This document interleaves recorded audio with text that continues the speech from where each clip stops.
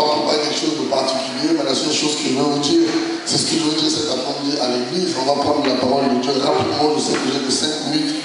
Rapidement dans Romains chapitre 8, le verset 28 à 29. Rapidement. Je ne veux pas prendre plus de temps que ça.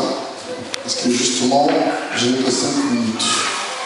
Je rends vraiment grâce à Dieu pour cette atmosphère de louange, pour ce moment vraiment que le Seigneur permet, et aussi pour le témoignage de frère Francis, que le Seigneur te bénisse. Amen. La Bible dit dans Romains, verset 8, chez chapitre 8, à partir du verset 28, du reste, nous savons que tout contribue au bien de ceux qui aiment Dieu, de ceux qui sont appelés conformément à son plan. En effet, ceux qu'il a connus, il les a prédestinés à devenir conformes à l'image de son Fils, afin que celui-ci soit le premier-né d'un grand nombre de frères. Amen.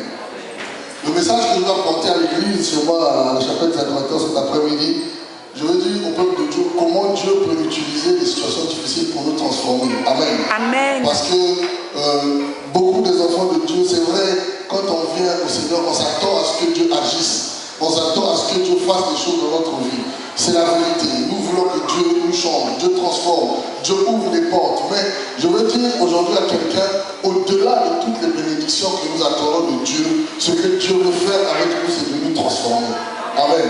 De transformer notre cœur, de transformer notre intérieur. Et là, la Bible dit, afin que nous soyons à l'image de Jésus, à l'image de son premier-né, à l'image du modèle qu'il a façonné qui est Jésus, et que chacun de nous devienne comme Jésus. Amen. Et c'est la chose que Dieu veut atteindre en premier dans notre vie. C'est pour cela que toutes nos prières ne sont pas toujours exaucées. Amen. C'est pour cela que tout ce que nous attendons de la part de Dieu n'est pas toujours fait au moment où nous voulons que cela se fasse. Parce que Dieu a un plan, parce que Dieu a un agenda. Amen. Ce qu'il veut, c'est de nous transformer. Même si nous passons par des moments difficiles, même si nous passons par le feu, sachez que la valeur de l'or est prouvée lorsque l'or passe par le feu. Amen. C'est que des fois nous devons passer par le feu pour que réellement la gloire de Dieu émane au-delà de nous. Amen. Pour que réellement l'image de Christ soit reflétée au-delà de nous. C'est pourquoi je veux dire à quelqu'un ici, pour terminer, sois encouragé. Amen. Même si tu passes un temps difficile, même si tu n'as pas toujours ce que tu veux que Dieu fasse, tu n'as pas toujours ce que tu attends de Dieu, mais la Bible dit que toutes choses concourent au bien de ceux qui aiment Dieu. Si tu fais partie de ceux qui aiment Dieu, si tu fais partie de ce groupe-là, sache que même dans tes difficultés, Dieu va les transformer en ton avantage. Amen. Je disais un jour à quelqu'un, tu sais, le Dieu que nous prions, c'est le Dieu de l'accélération. Amen.